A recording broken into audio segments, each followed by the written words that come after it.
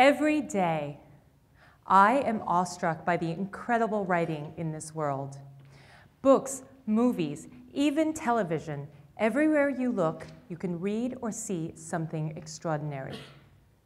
Everywhere except for business writing. So I ask you, what on earth is going on with that? My name is Tang. I am a copywriter. I own a copywriters collective based in New York City. I have spent my entire life preparing for what I do, and yet I've never taken a copywriting class, never worked for an ad agency, or gone to an advertising school.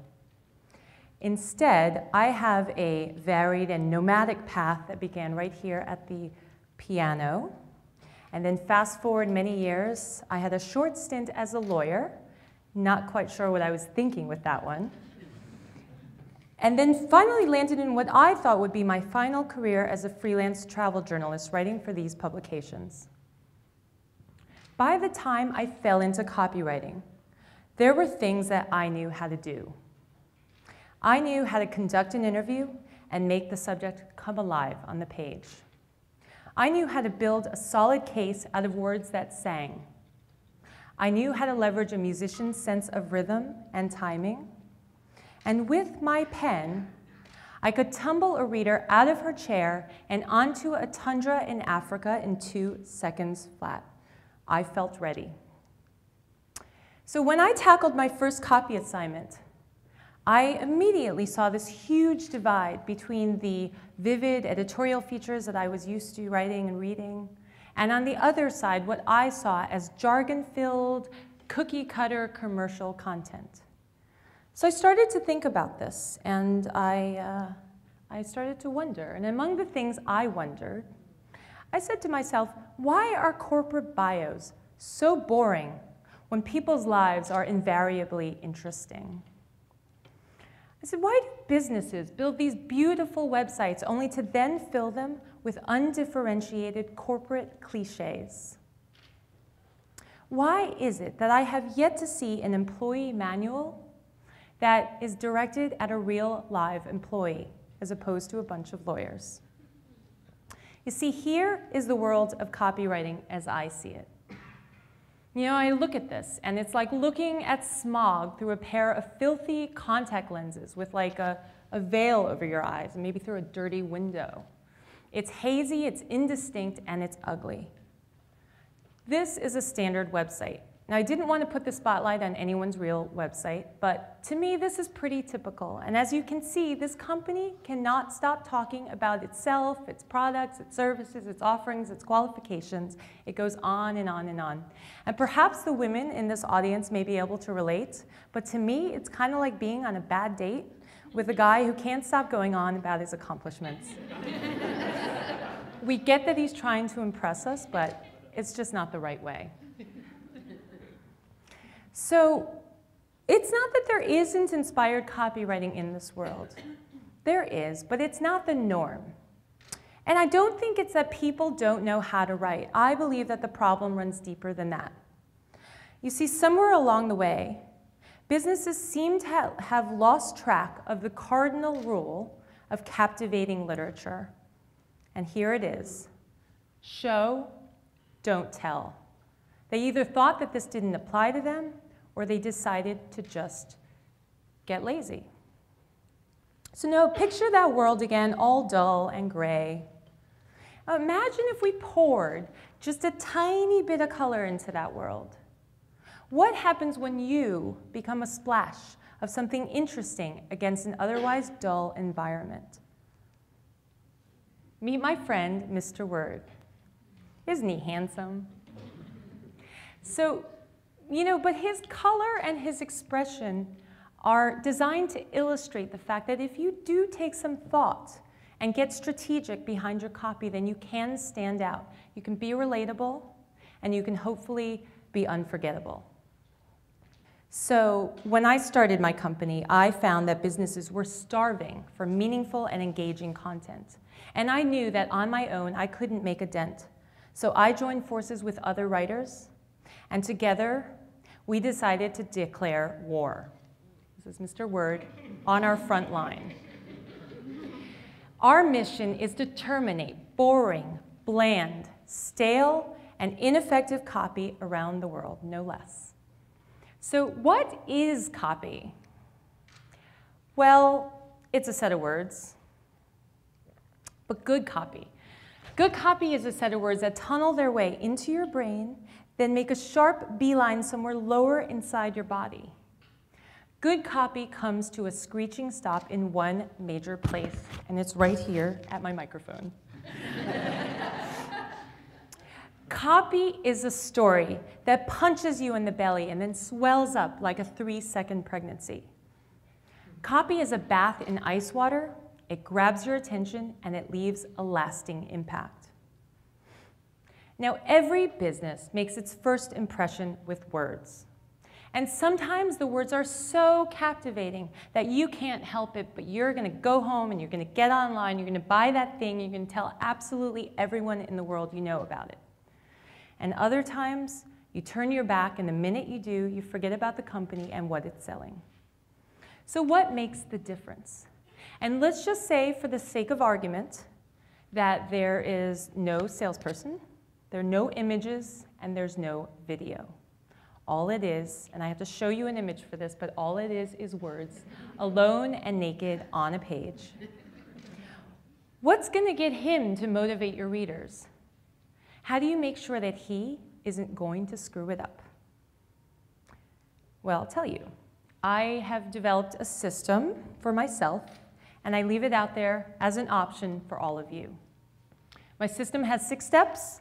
And in the interest of time, I will go over 3 of them, but I will tell you about all 6. So the first one is to define. So here's where you identify your format and your objective. Step number 2 is to explore. This may sound silly, but I want you to interview yourself as if you're about to go on Letterman. Yes, I suggest talking to yourself, preferably with a tape recorder or some other device or a notepad. And here are some of the questions that you might want to ask include, who is my target audience? Now, who do I want them to be? Who do I want to see more of? What makes me good at what I do? And what makes me spectacular? Now, when I talk to people, I do find that some people already know the answers to these questions. And the thing is, they're saying it out there in the field. They're telling people. But a lot of times, they're not committing it to paper. I don't know why. And I also find that other people may not actually know. They may never have explored it before, so I invite you to do that. Step number 3 is to challenge. The hardest thing about writing about yourself or your own company is the fact that you're just too close to it to have any perspective. I experience this all the time. So to counteract that, what you want to do is you want to challenge. First, you want to ask yourself, does anything not line up with my objectives? And if it doesn't, throw it out. Next, you want to toss out everything that is weak, obvious, or cliched. And cliches are big. An example of a cliche would be, we deliver exceptional service. When I look at that, I have no idea what it means. The question to me that's important is how and why. Now, if you are finding that 50% or more of your competitors are likely to say the exact same thing, then I invite you to take refuge in your ability to go deeper. And this doesn't mean to list the number of years you've had your job or that you've been in business. This means to explore the specifics of what you know, how you know it, and why that matters. Because guys, knowledge carries conviction. Experience carries tremendous strength. And the truth is always going to be your friend. So step number 4 is to percolate. Now I leave this in here as an optional step in case you find yourself blocked or stuck. And you will find, I think, that you will develop some fresh insights if you give it some space. Step number 5 is to humanize. Now, up until this point, there has been no writing. Everything has been strategic and conceptual. My company creed is that copywriting is for humans. And what that means when the writing begins is that you want to keep in mind that whether your audience is a bunch of second graders that are drooling, or CEOs with private jets, or PhDs sitting around in a lab, they are all human. So it doesn't matter. They all have minds that seek to understand. They all have hearts that want to believe. And they all have souls that are yearning to soar.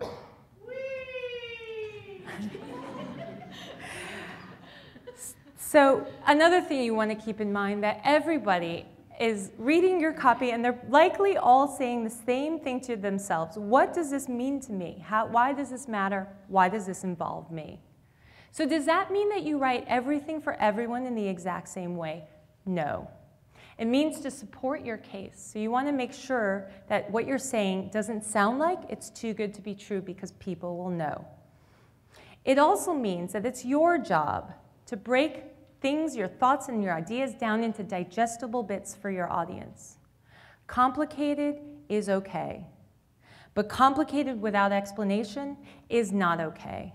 And to paraphrase David Ogilvy, talking above people doesn't prove your superior intelligence. It just makes you sound like a pretentious ass. Now finally, I don't care what you're selling, but we as human beings, all of us, we love stories and delight and triumph. And as such, I'd like you to leverage as much of that into your speech as possible. So the last step is to edit, and I'll just go over this very quickly because I'm sure you're all dying to see an example. So the one thing I want to say about this is that you shouldn't be afraid to kill whole pages if need be and start all over again from scratch. You know, as much as I love Mr. Word, sometimes he's in the way and we just have to kill him. And I don't want any of you to worry, because no actual words were harmed in the making of this slide. So we were asked to write a letter that would be sent to martial arts schools around the country and help them prospect for new students. And when we first got it, the letter said, "Sign up for a karate class and we'll give you a free pair of hand wraps." So I'm no karate expert, but, and I actually don't really know what hand wraps are, but to me, that is sort of like going up to a stranger in the street, asking them to reach into their wallet and give you $1,000. You just haven't made your case. So step number one is to define the format is a letter, and the objective is to sign up for karate. Steps number 2 and 3 we'll take together. So explore and challenge. We've already talked about those hand wraps. We got rid of that. So we just basically sat down and we found out more about what this was about and what the features were, and we decided to evaluate each of them. The next one was that the teachers are all black belts. Well, this seemed to me to be quite commonplace in martial arts schools, and also just didn't seem like if you were a black belt, you were necessarily going to be a good teacher. So we got rid of that one too. The next thing we found out was that it's a fun workout. And we thought, okay, that could go somewhere. We could play with that one a bit, but we decided to see what else we would learn. We found out it's a great workout. Okay, so we had something. We decided to explore this one a little bit deeper. So what happens when you sign up for karate? Well, you train. You train hard. And depending on your own level of commitment and discipline, and depending on how good your teacher is and how hard they push you, you do drill after drill after drill until it must feel like your body is getting ready to disintegrate. But no one has yet to die of karate, so it doesn't. You live, you survive, and your body actually gets stronger. And in time, you become a fighter. And as a fighter, your mind is conditioned to be able to handle anything that life gives you inside the ring or out. And this is the final copy. The tension mounts. A flashbulb screams. Your eyes are firmly on the cage. But the two men facing off are intensely focused on just one thing, being the best fighter of the night. These gladiators are supreme athletes. They've been conditioned to never surrender. If this sounds incredible, then you've already got the soul of a warrior. Developing the body and skills to match is closer than you think. Great copy breeds emotion. Emotions support action, and actions translate into sales. And they did extremely well with this campaign. I want to add that none of this is about correct grammar and spelling, punctuation, and the use of pretty language. To a certain extent, it is about being effective in business. Of course, words are powerful business tools. But honestly, I wouldn't care about any of this if I didn't think that the act of giving voice to what you do both deepens and enhances our understanding of who you are in this world and what you stand for. And to me, that is what it's all about. So in closing, I'd like all of you in here to join me and Mr. Word in declaring war on the bland. So raise your hand, if you will. Raise your hand to join me in declaring war on meaningless corporate content. Keep it up there to join me in declaring war on boring corporate bios and websites that say nothing. Now promise yourself that if you fall back into old habits, that you're going to do something about it, or else call me and I'll send Mr. Word after you. Thank you very much.